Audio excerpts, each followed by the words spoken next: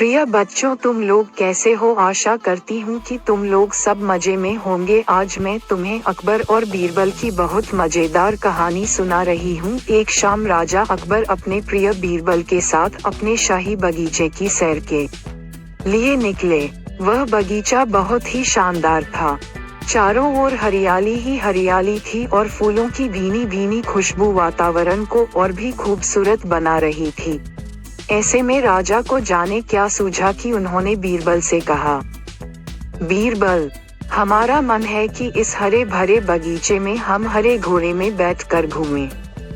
इसलिए मैं तुम्हें आदेश देता हूँ कि तुम 7 दिनों के अंदर हमारे लिए एक हरे घोड़े का इंतजाम करो। वहीं अगर तुम इस आदेश को पूरा करने में असफल रहते हो तो तुम कभी भी मुझे अपनी शक्ल न दिखाना। इस बात से राजा व बीरबल दोनों वाकिफ थे कि आज तक दुनिया में हरे रंग का घोड़ा नहीं हुआ है।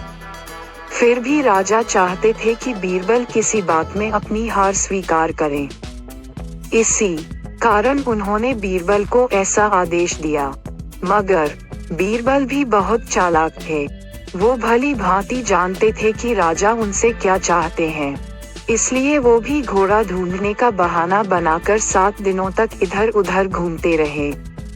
8वें दिन बीरबल दरबार में राजा के सामने पहुंचे और बोले, महाराज, आपकी आज्ञा के अनुसार मैंने आपके लिए हरे घोड़े का इंतजाम कर लिया है, मगर उसके मालिक की 2 शर्तें हैं।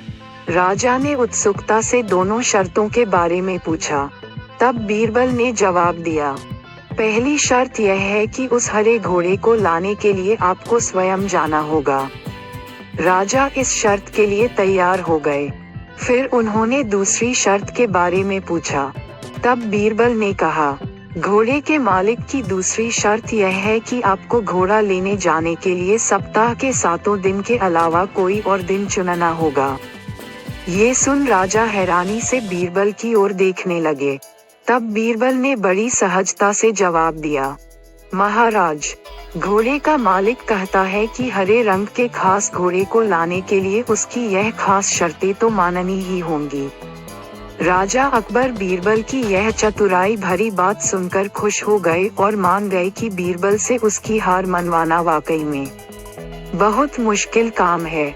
ये कहानी हमें ये सिखाती है कि सही सूझबूझ और समझदारी के साथ नामुमकिन लगने वाले काम को भी आसानी से किया जा सकता है।